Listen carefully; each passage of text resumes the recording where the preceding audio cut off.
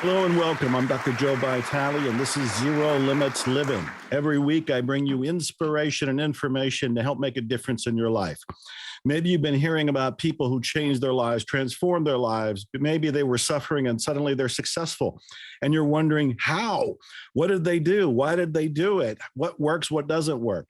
Well, I'm here to blow the whistle on the bogus things that don't work and to tell you what actually does work. And I'm living proof of it because at one point I was homeless. I went through poverty. Today, I live the lifestyle of the rich and famous, and I get to do things like make these weekly shows for you. Now, usually I have a guest, and I had one all lined up because I want somebody to help me to really communicate to you the power of changing your life and the simplicity of changing your life. But today's guest was a no-show. I hope he's okay, but meanwhile, instead of getting a dialogue, you're going to get a monologue. And we'll see how that is going to go for both of us, because this is an experiment. I got no notes. I got nobody here. It is just you and me. But I've written 80 some books. With 80 books under my belt, I ought to be able to talk to you about something for a short amount of time. Now, I'm not going to be long-winded. I'm not going to talk for a whole hour or anything. I'm going to talk just you and me about some things that I think are really important, because I'm imagining what you're thinking right now. And maybe you're thinking that you would like to change, but you don't know how. Maybe you're skeptical. Maybe you're critical. Maybe you're one of those people who saw the movie The Secret and said, oh, this is all BS. This doesn't work. Or maybe you read some of the success literature out there, whether it was books by me, Jack Canfield, Bob Proctor, John Assaraf. There's a whole long line of people, living and dead, who have created a mountain of success literature. And maybe, and I've heard this, a lot of people, including you, might just think that's nonsense. It doesn't actually work. So what does work? How do you change your life? I'm going to tell you right now, we live in a belief-driven universe. You change your beliefs and you get a different universe. Now, we got to stop and think about this, because most of us don't even know what our beliefs are. And we don't know what our beliefs are because we're unconscious to them. We were born in to a culture. You may be in America, you may be in a country somewhere else on the planet. And the culture you were born in had its own structure. It had its own invisible set of beliefs that you downloaded as you were being born. And your parents had beliefs, and they were probably unconscious to their own beliefs. I've often said, were your parents Mr. and Mrs. Buddha? Because nobody's were. And so you downloaded their negativity, you downloaded their limitations, you downloaded their beliefs, but you didn't know it. You didn't know it because you didn't have the conscious awareness to discern what beliefs are going to serve you, what beliefs are going to harm you. The media has been giving you beliefs and still give you beliefs about scarcity, lack, and limitation. The culture, the political system, the educational system. So you arrive at a point in time, like right now, today, and you look around and you go, how come my life is like this? How come I feel stuck? How come I feel stalled? How come I can't go and progress? How come I can't be like Joe Vitale or those people in The Secret or those people you hear about and read about? And it's because of these limiting beliefs that you're not even aware of. So the very first step for change is to become aware of the limiting beliefs. How? You do that with intense scrutiny. You start paying attention to what you're telling yourself, because what you're telling yourself, that self-talk, is illustrating your own limiting beliefs. Now, I've also heard from people who have said, well, I tried The Secret or I tried changing my beliefs and none of it worked. The law of attraction doesn't work for me. I've heard that a lot. The law of attraction works for everybody, including you. What you're getting is a match to your subconscious beliefs. This is huge. If you're hearing this for the first time, you probably just got whiplash. You probably just got jarred. It's like, what? But that is the case. Everything that is coming to you as a direct result of your unconscious beliefs. Now, I know when you hear it, it's like you can come up with all kinds of examples that sound like they're reasonably in conflict. That they sound like, well, I'm going to prove you wrong, Dr. Joe. I'm going to prove you wrong because there's all kinds of beliefs that don't match reality. I'm asking you to look at the results you're getting with such sensitivity that you ask yourself, what might you believe that could have attracted that event into your life? Instead of dismissing the law of attraction, instead of dismissing the power of beliefs, look at the idea that maybe these beliefs are actually creating the results you're getting. Let me give you a very candid example. I began this show by saying I had a guest. The guest was a no-show. We actually had arranged our time schedules so that we could film this to suit him. He's in another country, and he wasn't able to make it. And so, first of all, I hope he's okay, because he's a friend of mine and he's got a great story, so I'll have him back at some point. But then let's look at, how did I attract that? If I wanted a guest and went out of my way to get a guest and had Chris, my engineer, and Candace Barr, the producer, and everybody trying to all work together to move our schedules to make this work, and he doesn't show up, how did I attract that? So what I've learned to do is go inside myself and ask, what could I be believing on a subconscious level? So I'm digging into the subconscious. I'm asking it to surface into consciousness so I can take a look at it. And here it is. I wanted the chance to find out what it was like to do one of my episodes in this TV show series by myself. I wanted it. So I created it. I created it without really trying, because I had asked my guest to show up. We picked the time and everything. And of course, he's not here. And so I have to backpedal. But in the moment, I'm saying, okay, why did I attract this? How did I attract this? Oh, I secretly wanted this. This is the kind of blunt honesty you have to give yourself. And look, this is tough love. And I'm telling you something most people are not going to tell you. I am telling you, you are creating your reality. In truth, you're co-creating it, because your belief system, the unconscious belief system in you that's in your subconscious mind, is joining forces with a kind of a dance with the rest of the energies of the universe, of the divine, of the cosmos, of whatever you want to call that, higher power. And between those two energies, you create your reality. Now, I mentioned I had been homeless. How in the world did I attract homelessness? Back then, which would have been around 1975, 1976, somewhere in that area, and I was homeless in Dallas, Texas, I wasn't really aware of the law of attraction. I was reading self-help books. In fact, where I was homeless was in the Dallas Public Library. And it was kind of cool because I'm surrounded by books. And you can see by the books behind me, I love books. I'm a book addict. So being stranded in the Dallas Public Library on one level was a blessing. But on another level, it's a curse. That's where I was living.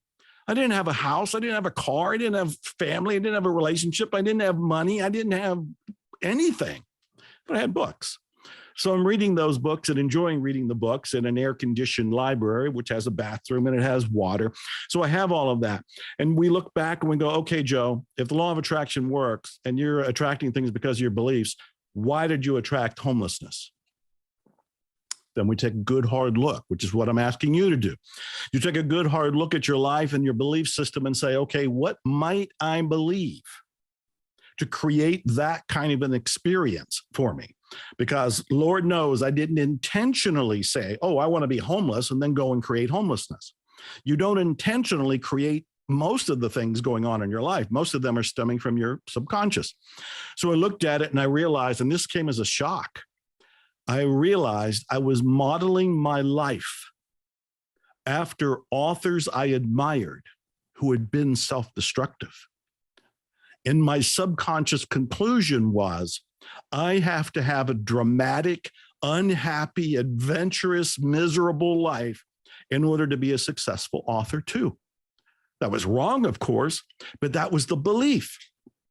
I was modeling my life out of authors that are giants of American literature, like Jack London. Jack London wrote The Call of the Wild, Sea Wolf, White Fang, Martin Eden, 50-some books. But he was dead by the age of 40. He was dead by the age of 40. He crammed his life full of adventure and destruction. And his life is a great adventure story to read, but not one to live and not one to copy. I was unconsciously modeling my life after Jack London. A wiser approach, which I finally woke up to, is to model his writing style, not his lifestyle. And so there you have it. Because of a subconscious belief, I have to suffer in order to be a success, I created suffering. And long enough, because I went into poverty after homelessness for almost 10 years. And during that time, I'm pretty much oblivious to my beliefs. You got to remember, this is in the 1970s, this is the 1980s. There's no internet, there's no wonderful shows like you get to watch this for free. How lucky are you? I didn't get to see that. There wasn't a teacher, there wasn't a mentor, there wasn't coaching. The only coaching back then was Little League coaching and football coaching. There weren't any personal development coaches that I was aware of. And even if there were, I couldn't have afforded them at the time. So what I'm telling you is that you have to look at your own belief system with a very critical, sensitive awareness. And you almost have to play a little bit of a game and just ask yourself, what might I believe in order to create this situation? Because, for example, if you're watching this right now and you're broke, the holidays are coming, the new year is coming, and you're going, where's my money? I can't buy gifts. I can't take care of my family. I can't take care of myself. I'm hearing all about prosperity, consciousness, and abundance, and everybody's talking about attracting money, but I'm not attracting any money. How come? This, again, is your invitation to do the inner work. This is when you look inside yourself and you say, what might I believe that would create this experience of struggle? And maybe you believe you have to struggle in order to be happy. That's one of the beliefs that's out there that is not true. You don't have to struggle. You know why? You already struggled. You already struggled. You don't have to do it anymore. You don't have to do it again. A lot of people have said, oh, I need to struggle in order for me to appreciate the good. Give me a break. You already struggled. You already know what the good is. You don't need to struggle anymore to realize what good is. You can stop the struggle. And so maybe about struggling is something you need to do is a belief in you.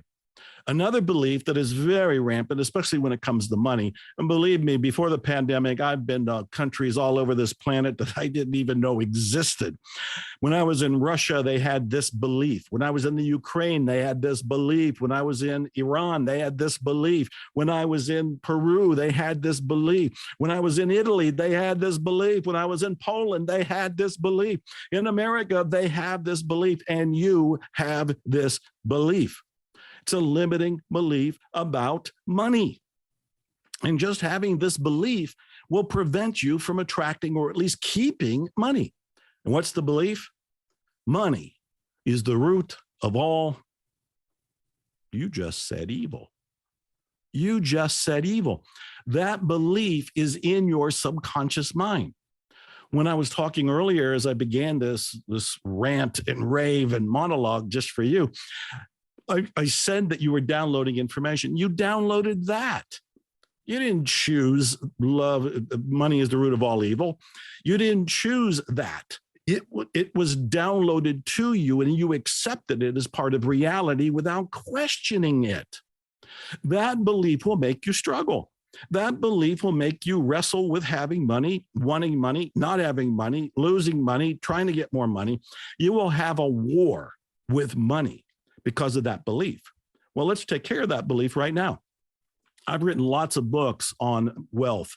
I wrote The Awakened Millionaire, Money Loves Speed, Attract Money Now, and other books I don't even remember that are all along those lines. Karmic Marketing, my most recent book, is along this line too.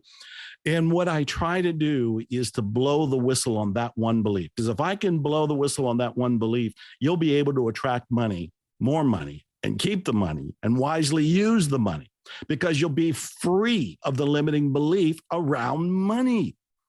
Money is the root of all evil is a partial statement from a longer slice of biblical literature.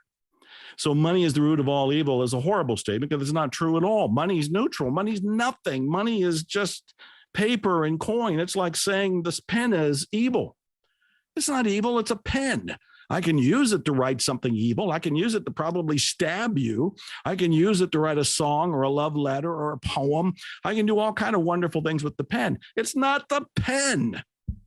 It's the person who uses the pen. It's not the money. It's the person who uses the money. So money in and of itself is neutral. I actually think it's a force for good. You can fulfill your dreams. You can make your mission come true. You can influence family and friends and causes you believe in when you are free to use money.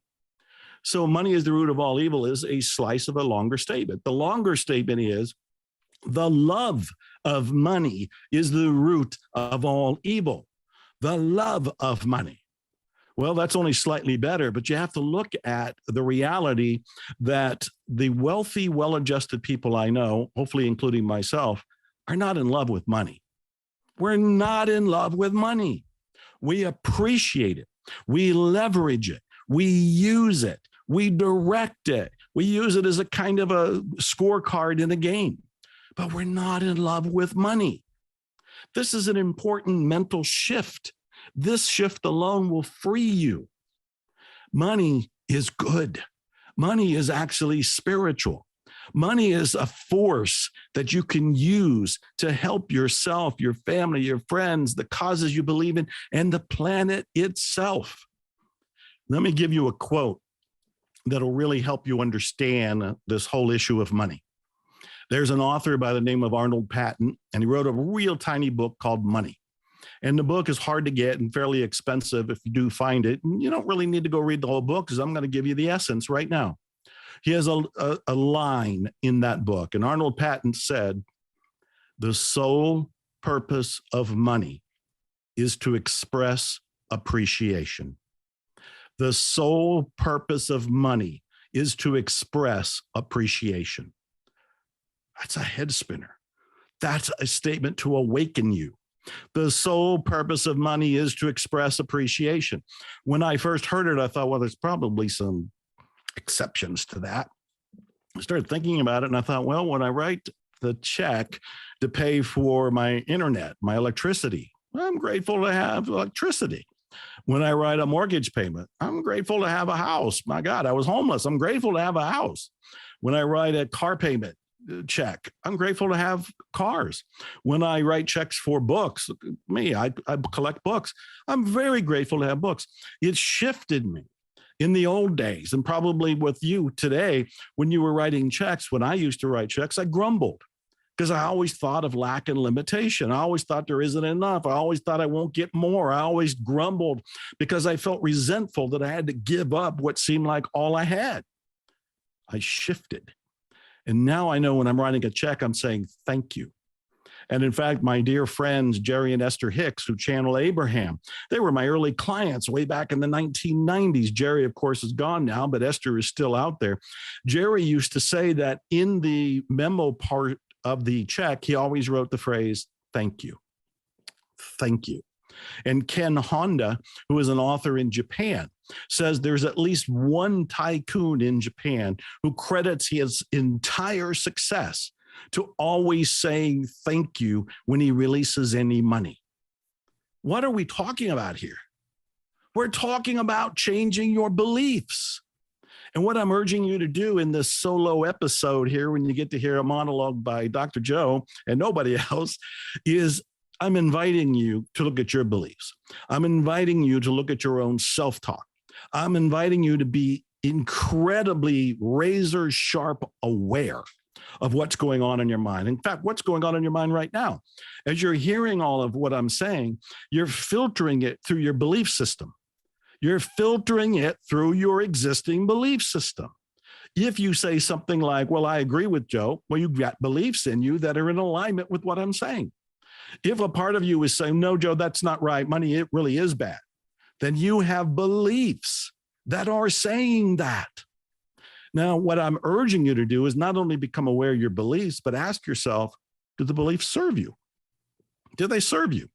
If the beliefs get you what you want, Godspeed to you, keep your beliefs. But if you're homeless, or you're in poverty, or you're stuck, or you're struggling, and you still want to fight for your beliefs, you're fighting for your own limitations. Richard Bach, who wrote Illusions, and Jonathan Livingston Seagull had said at one point, argue for your limitations, and they're yours. You get to keep them. I've been reading a lot of Stoicism recently because I went through 3 years of a horrendous divorce. And of course, the pandemic that we all share, death of my father, death of my best friend, a family member attempted suicide, pretty rough 3 years. And I turned to Stoicism to give me some boosterism, which ought to teach you something right there. We all need help, which is why I invite you to watch this show every Friday so you can get your help. You can get your pep talk. You can get your boosterism. You can get the shot in the arm that keeps you going. Because my pledge is to give you inspiration and information every Friday. Sometimes apparently by myself and sometimes with a guest that I think will electrify you with a jolt of inspiration. So I've been reading the ancient Stoics and loving Marcus Aurelius and Seneca and Epictetus and the guys and the gang from back then. And Seneca had said, everything hangs on your thinking. He said this thousands of years ago. Everything hangs on your thinking. Seneca is advising you to pay attention to what you're thinking. There's another quote by Seneca. I liked it so much, I actually made my little index cards with the quote on it. So I'm going to read it to you. And he says, you have the power to make things seem hard or easy or even amusing. The choice is yours. You have the power to make things seem hard or easy or even amusing. And what we're looking at there is the power of your thinking. No matter what's going on in your life right now, you can look at it and judge it. What do most of us judge it as? Bad. Most of us judge it in a very critical way. We don't see the good in it. We see the bad in it. That seems to be the default of the human brain, partly because we're defaulted for survival. And so we're looking for the bad to be aware of potholes in the universe so we don't fall in them. But Seneca is saying you have a choice. Whatever you're going through right now, yeah, you can definitely see it as bad, but you can also see it as good. And what does that take? That takes a belief shift. Recently, I watched the movie Pollyanna, and I would encourage you to read the book from 1913. Pollyanna is a children's book, but my God, it's the greatest self-help book of all time because Pollyanna teaches an entire city to play the glad game. And what is the glad game?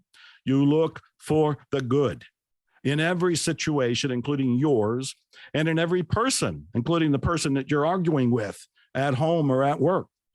You look for the good. And Eleanor Porter, who wrote Pollyanna, had defended Pollyanna because even back then in the 1900s, when the book became a bestseller, it's still in print, it's still a classic. There's 3 different movies made about it. It is a life-changing book and movie. But she heard about people saying, oh, don't be Pollyanna. Don't be Pollyanna. Don't put your head in the sand. And even the author said Pollyanna never dismissed reality. Pollyanna knew that there were struggles. Pollyanna knew that there was darkness. And her goal was to find the good in the struggle and to find the good in the darkness. That's profound. There's hardly anybody on the planet doing that, which is why you, as a viewer of this TV show, Zero Limits Living, you're given an opportunity to be a light carrier. I'm asking you to awaken the light, the goodness within you, and to start seeing it elsewhere, because when you have that flame lit, you will touch other people and help light their flame. That's what I'm doing with you. I have my flame lit. My nickname has been Mr. Fire since around 1992. Mr. Fire is trying to light a fire in you and under you so that you can have a life of zero limits living. So Seneca says you can look at what's going on in your life as hard. Yeah, you could do that. You can look at it as good. There's a bit of a change. Or you can even look at it, he says, as amusing. Now that one's a head spinner, because most of us look at whatever's going on, whatever your current struggle is right now, you look at it and you certainly don't see it as amusing. You're fighting with it. You're arguing with it. You are aggravated by it. You want to change it. And you're not realizing that you're fighting yourself. You're fighting yourself because you're fighting your own perception of what's going on in your life, which is why Seneca is saying you have a choice in your perception. It can be good. It can be hard. It can be amusing. I saw a little clip of Kevin Hart, the very successful comedian. And in that clip, he says, people don't get that it's all about the individual. It's all about them. There's nobody else. There's just you. Just you. The rest of the world does not need to change. Just you. And when you change, the rest of the world starts to change. Now, one of my most successful books is called Zero Limits, which is where the title of this TV show is stemming from. Zero Limits is a famous book. The show is called Zero Limits Living. And in Zero Limits, I tell the most remarkable story of a therapist who helped heal an entire ward of mentally ill criminals. And not by working on them in any therapeutic way, but by working on himself. This is huge. This therapist is in the mental hospital for the criminally insane. The patients there are shackled or sedated because they are so dangerous. And this doctor goes there and he says, well, I'm not going to do traditional therapy. I'll do this Hawaiian healing method he had learned and was practicing. And the Hawaiian healing method was something he did inside himself. So as he looked at the patients, he's looking at the outer world, instead of saying, oh, they need to change, he looks at how he feels about what he's seeing. And it could be repulsed. It could be angry. He could be grieving. It could be embarrassed. And whatever it is that he's feeling, that's what he tries to change. Whether it's Seneca's quote, you can see it as good, hard, or amusing, or you can use what's in Zero Limits as this Hawaiian healing method. In one of my upcoming shows, I'll go into depth and teach you what that is all about. Whatever it is, when he changed his inner reality, those patients got better. This is what's mind-blowing. He changed his inner perception of what he was seeing. He was seeing reality. He was seeing the despicable side of life, a mental hospital for the criminally insane. And what he changed was not them, but himself. And as he changed himself, changing his perceptions, they got better. And over time, slowly, they didn't have to be shackled. They didn't have to be sedated. And they were pronounced as normal and being released again. This is the most miraculous stuff. I'm telling you, what I'm sharing with you is the kind of thing to awaken you to your own divine power. I don't know who you are. I don't know how you're struggling right now, but everybody has gone through struggle. I've gone through struggle. I've told you about some of it. I'm going to have guests in the future that are going to tell you some pretty hard stories. Pretty hard stories, but they transcended it, just like you can transcend it by working on yourself, by changing your beliefs, by paying attention to your self-talk, by choosing a view of the world that is more empowering to you than making you a victim and continuing to be a victim. Now, I wanted to talk about a couple other things here in the short time I have with you. Believe me, I won't keep you all day. I'm by myself. This is my rant. This is my rave. This is my monologue, but I'm here to inject my enthusiasm into your day so you can go into the rest of the week feeling up and having something to work with inside yourself. Now, Napoleon Hill wrote Think and Grow Rich. And if you haven't read Think and Grow Rich, go get a copy, go to the library, do whatever you need to do. It's not expensive, and it's been around since the 1930s. It has triggered more millionaires than any other single book I can ever imagine. Think and Grow Rich by Napoleon Hill. Read it. Now, in his book, he has a famous quote where he says, if you can conceive it and believe it, you can achieve it. And a lot of people make fun of it, saying, oh, if I can conceive it and believe it and achieve it, then I'm going to be a world famous basketball player, or I'm going to be the president of the United States, or I'm going to be an astronaut, and they come up with ridiculous stretches of the imagination. And the first thing I would say to those people, and just in case you're one of them, is, do you want that? Do you want to be president? Do you want to be an astronaut? Do you want to be a world famous baseball, basketball, hockey player? And when people are honest with me, they go, no, I don't really want that. Then why in the world are you bringing it up except to make ridicule of a statement that is actually trying to empower you? Napoleon Hill said, if you can conceive it. So that means, can you imagine, can you think of something you can do? When I was homeless, I thought, well, I can be an author. I don't know how, I don't know when, but I can conceive me being an author. There's my goal. The next part is, can you believe it? Yeah, I can believe it. There'll be days when I don't believe it so much, but I can believe it. Yeah, I can be an author. And then with conceiving and believing, you have the possibility, because he doesn't say you will achieve it. He says you can achieve it. And with that, conceive and believe, you can achieve whatever it is you want. In my case, I wanted to be an author, even when I was homeless, even when I was in poverty. I was working, I was writing, I was persisting. And over time, doing it by myself, not having wonderful things like this show, I was able to accomplish what I needed to accomplish. You can too. So I'm asking you to be less of a critic, less of a skeptic, and more of at least an open-minded experimenter. Experiment with the things Napoleon Hill talked about and some of the great authors, whether it was Claude Bristol, who wrote The Magic of Believing, or Dale Carnegie, How to Win Friends and Influence People, or Maxwell Maltz, which is masterpiece, Psycho-Cybernetics. There's a lot of great literature out there. I'm not even talking about my books. I'm talking about the books from the legends that are on the shelf, either behind me or at Amazon or at the library. Read them. Try them, experiment with them, and see how your life changes. What you're going through, as I've said, I think I said it on the last episode, is current reality. That's it. It's current reality. It's going to change. It's going to change because the nature of life is movement. Everything keeps moving forward. It keeps cycling ahead. But if you apply consciousness, awareness, intention, and action, you will accelerate your momentum, and your change won't be a small one. It'll be a transformation, and it can be staggering at how fast it comes and how big it is. So I am encouraging you to think big and act big. Believe in yourself. That is one of the most fundamental, most important things that you want to do. Believe in yourself. And I want to give credit to Luxemediastudios and Candace Barr, because she has believed in me and gave me this TV show, this opportunity.